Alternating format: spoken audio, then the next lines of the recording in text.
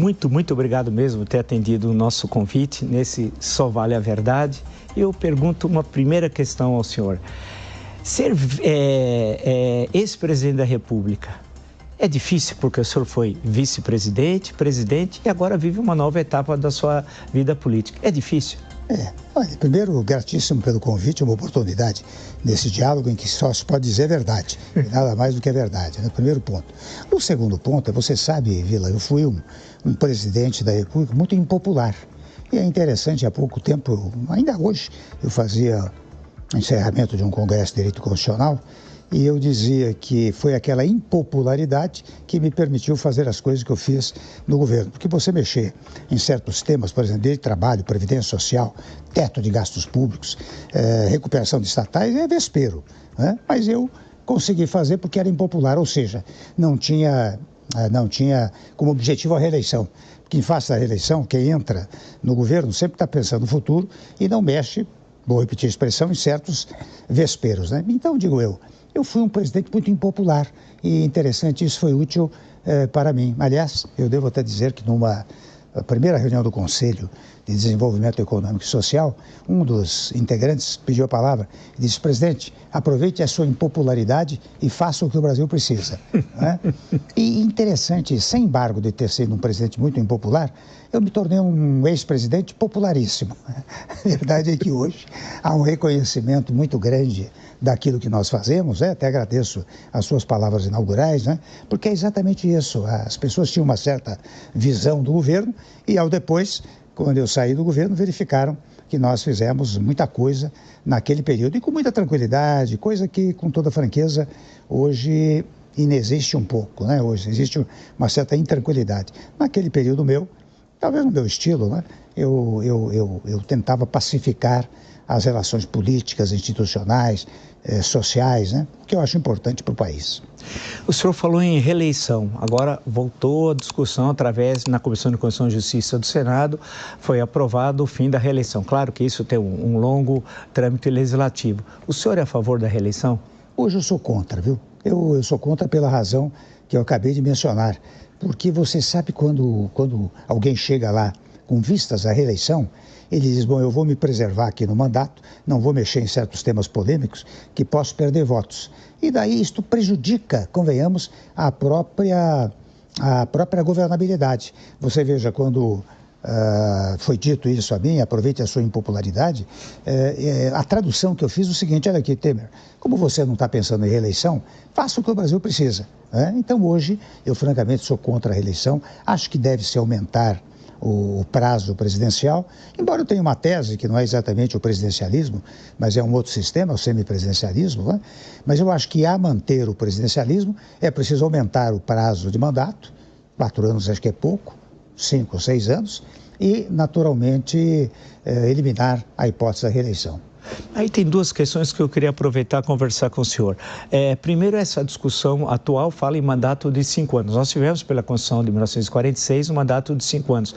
Só que não havia coincidência com as eleições legislativas, que o mandato era de 4 e 8 anos. Né?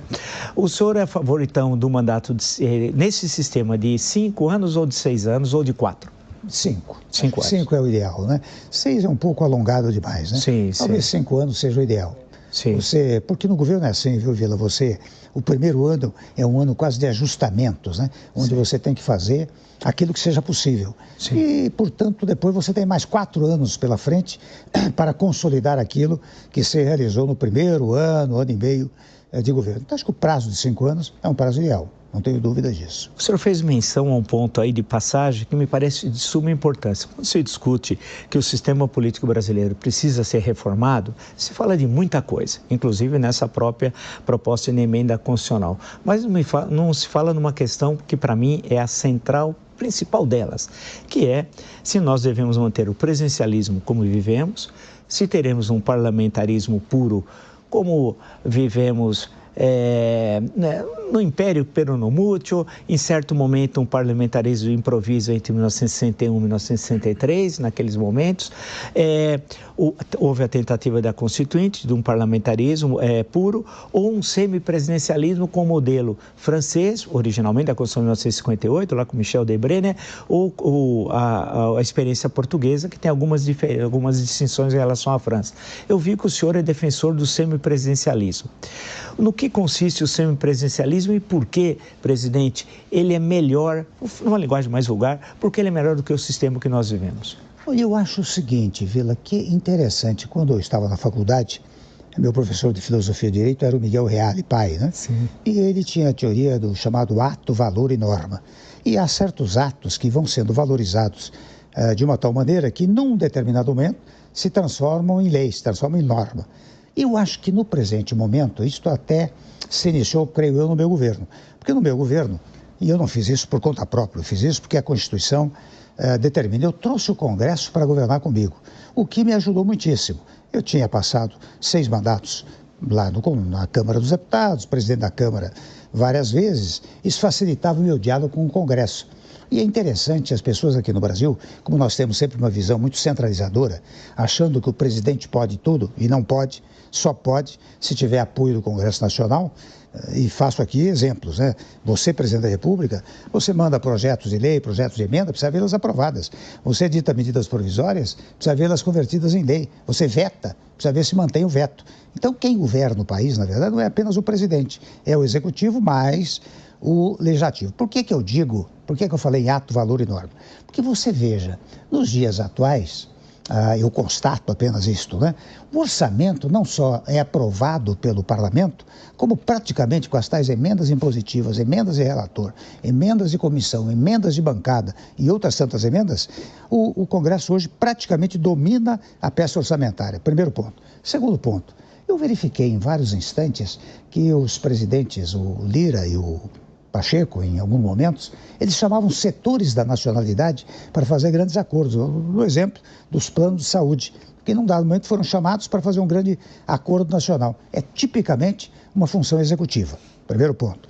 O segundo ponto é que, sem embargo de comandar o orçamento, portanto, destinar as verbas, até estabeleceu-se uma regra do chamado orçamento secreto, que é proibido pela Constituição, porque a Constituição determina a publicidade de todos os atos públicos. Não sei como é que se pôde pensar num orçamento secreto. Mas isso significa que certos atos vão sendo praticados, levando à convicção que o ideal para o país seria você entregar esta função de natureza executiva interna do país para o parlamento, porque daí o parlamento, muito bem, ele destina as verbas, mas ele é responsável pela governabilidade. Porque chega na reeleição, ao invés de ele sempre dizer, olha, eu mandei para cá um trator, ou mandei uma esteira, ele vai ter que dizer, se da situação, governei bem. Se da oposição, me opus adequadamente nos pontos tais e quais. Você percebe que isso, em primeiro lugar, melhora a discussão política no país. Segundo ponto, você perguntou e é semipresidencialismo, porque não é nem o parlamentarismo puro, nem o presidencialismo puro. Né? É uma amálgama dos dois sistemas. Segundo ponto que eu digo é que você acaba com o trauma do impeachment. Nós temos 36 anos de Constituição de novo Estado, já tivemos 2 impeachments. E sobre mais, eu fiz uma pesquisa, desde o tempo do presidente Itamar Franco, nós tivemos quase 300 pedidos de impedimento. E o impeachment, eu cheguei lá em função do impeachment da senhora presidente, mas ele cria um trauma institucional. Diferentemente, no sistema semipresidencialista, em que o parlamento comanda a execução interna, você, primeiro, só tem governo se tiver maioria parlamentar. Se outra maioria parlamentar se formar e cair esta, automaticamente muda o governo sem nenhum trauma institucional. Terceiro ponto, se você me permite essa exposição um pouco teórica, né? Importante. O terceiro ponto é o seguinte, você veja, nós temos 36 siglas partidárias, não temos partido. Porque partido é uma palavra que vem de parte e político vem de polis. Então, o que é um partido político? É uma parcela da opinião pública que pensa de uma determinada maneira e quer chegar ao poder para governar a polis, a União, Estados, municípios. Não é? Nós temos siglas partidárias, nós não temos 36 parcelas de opinião pública no país. Não é? Então, o que vai acontecer num presidencialismo. Você terá os partidos da situação e os partidos da oposição. Serão, quem sabe, 18 siglas de cada lado, mas teoricamente você tem um partido que é da situação, um partido que é da oposição. No nosso presidencialismo, eu passei por isso, né? Você é eleito e, quando eleito, você precisa formar uma maioria parlamentar. E daí vem os maiores desastres. As alianças, muitas vezes, inadequadas, até espúrias, né? E muitas vezes, interessante, eu vivi isso no meu governo, eu tinha cerca de 17 partidos que apoiavam o meu governo. Eu mandava alguns projetos para lá, metade do partido votava a favor, metade votava contra. O que significa uma fragilidade partidária e, em consequência, governativa extraordinária, né? Por isso que eu digo, estou fazendo uma síntese aqui do que é o presidencialismo, né? Mas também devo dizer, viu, que você não pode desprezar no nosso sistema a figura do presidente da República, porque a nossa concepção é muito presidencialista. Então você precisa ter um presidente que não seja apenas do tipo rei, reina, mas não governa. Não é isso, não. Ele representa o Brasil nas relações exteriores, ele comanda as Forças Armadas, ele indica o primeiro-ministro, ele participa do fenômeno de sanção e veto. Quer dizer, ele tem que ter presença, porque senão você não consegue fazer passar o semipresidencialismo. Em síntese, acho que estes são os pontos fundamentais e esta seria, a meu modo de ver, uma grande reforma política no país, né? Porque quando nós tivemos aquele período 61, 63, na emergência foi criado o parlamentarismo, renúncia lá de Jânio Quadros, o presidente, pelaquela emenda rapidamente votada, ele perderia, não seria eleito diretamente o presidente da República naquelas circunstâncias, e curiosamente que o primeiro gabinete de Tancredo Neves foi muito bem, foi um gabinete de União Nacional, que infelizmente teve de terminar na metade do ano seguinte por razões eleitorais que votaram uma lei sui generis para ser candidato em outubro, tinha de sair 3 meses antes um ministro, que isso é regra que não existe em qualquer regime parlamentar. Bem, aí eu pergunto, nessa proposta que o senhor apresentou aqui, o presidente é eleito diretamente, né? Eleito diretamente, e esse parlamentarismo que você mencionou é um parlamentarismo, se me permite a expressão, entre aspas, quebra-galho. Sim. Que foi apenas uma coisa de ocasião, né? O que nós estamos propondo é uma coisa muito séria, nós e vários outros, né? Nós propomos uma fórmula que já tramitou pelo parlamento, um projeto que até, confesso a você, foi pensado no meu período, por mim, pelo Gilmar Mendes, também pelo Barroso. Eu e Gilmar conversamos muito e eu pretendia até, não houve tempo. Meu governo foi 2 anos e meio, né? Mas a minha intenção era fazer a proposta parlamentarista, semipresidencialista, mandar para o Congresso e, desde logo, nos últimos 6 meses, fazer uma espécie de transição. Não é? Não houve tempo para isso. Agora, o que está sendo proposto é o seguinte: você tem um projeto que será amplamente discutido no Parlamento, se aprovado no Parlamento, e bastaria isso, mas por razões políticas, é preciso submetê-lo a um referendo popular, para o povo dizer se está de acordo ou não. Qual é a diferença entre isto que nós propomos e aquilo que aconteceu no passado? Antigamente era assim, você vota no parlamentarismo ou no presidencialismo. Exato. Aí meu povo dizia, mas essa pessoa do legislativo, imagine, comandar. Não será assim. Você terá um período eleitoral, de programa eleitoral. Certo, e seguramente aqui no seu programa, por mais de um mês, você vai trazer debatedores para que o povo acompanhe. Estou de acordo ou estou em desacordo com esse sistema. Portanto, vai se votar numa coisa que se sabe. No passado, votou-se numa etiqueta. Não se sabia naquilo que se iria votar, né?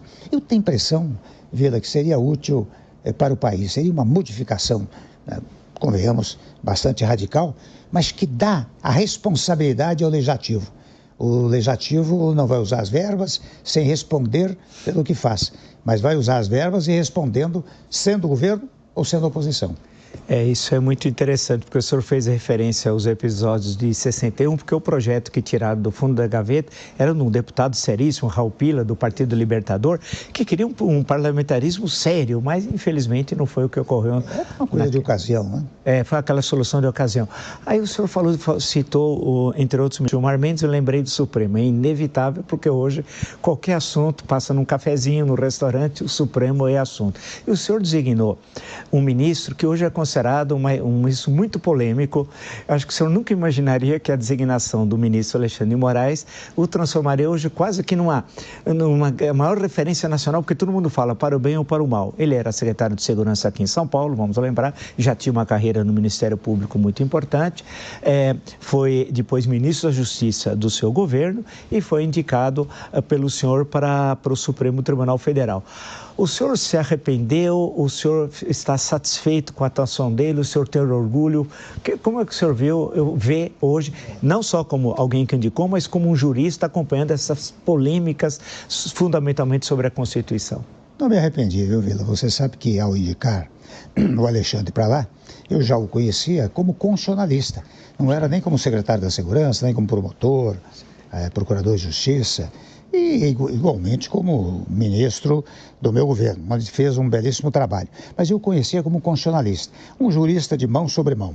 Um sujeito que trabalhava na área jurídica, publicou vários livros, conhece o direito, particularmente o direito constitucional, que é fundamental para o Supremo Tribunal Federal, e ele foi para lá indicado, não tem nenhum arrependimento. Primeiro ponto. Segundo ponto, eu quero fazer uma pequena alerta em relação ao Supremo Tribunal, porque fala-se muito que o Supremo se mete em tudo, não é? Para usar uma expressão livre. Mas não é isso. Você sabe que a nossa Constituição ela tratou de todos os assuntos.